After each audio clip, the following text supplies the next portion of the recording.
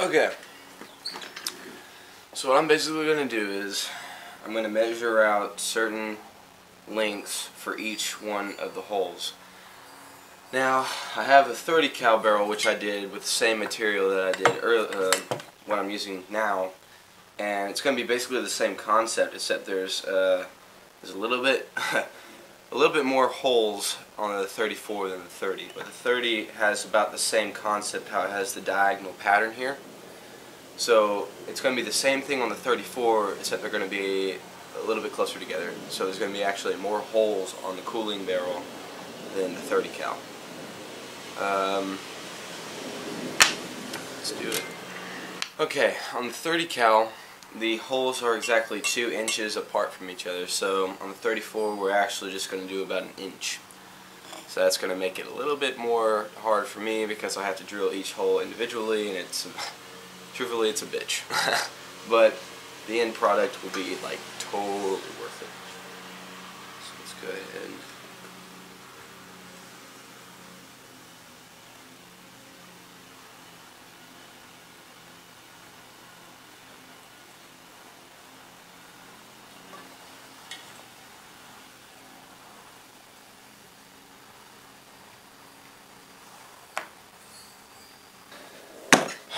Okay, so what I've done now is I've marked off where I want to put my bipod.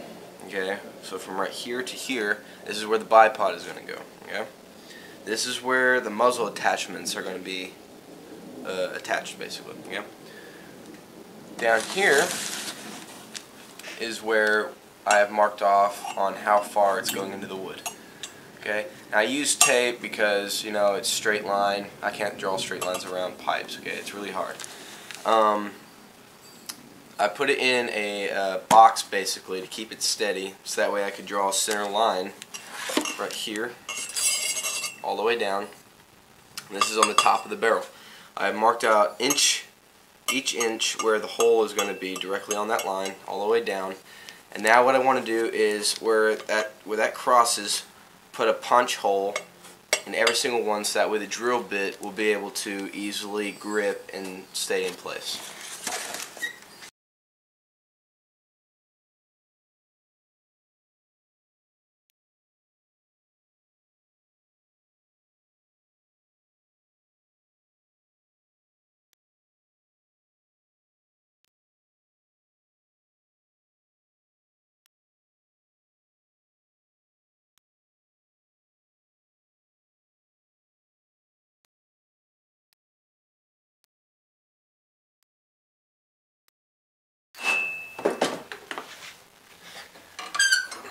Now, all we have to do is do the same thing, but in an alternate pattern. So, for the next row here and over here, they're going to be in between these marks. Okay? And the next ones will be there.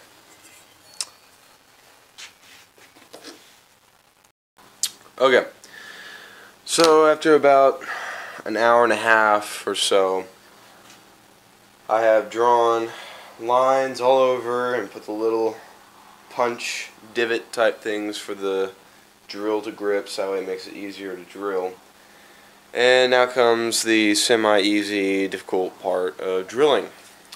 I'm going to be using a what was it?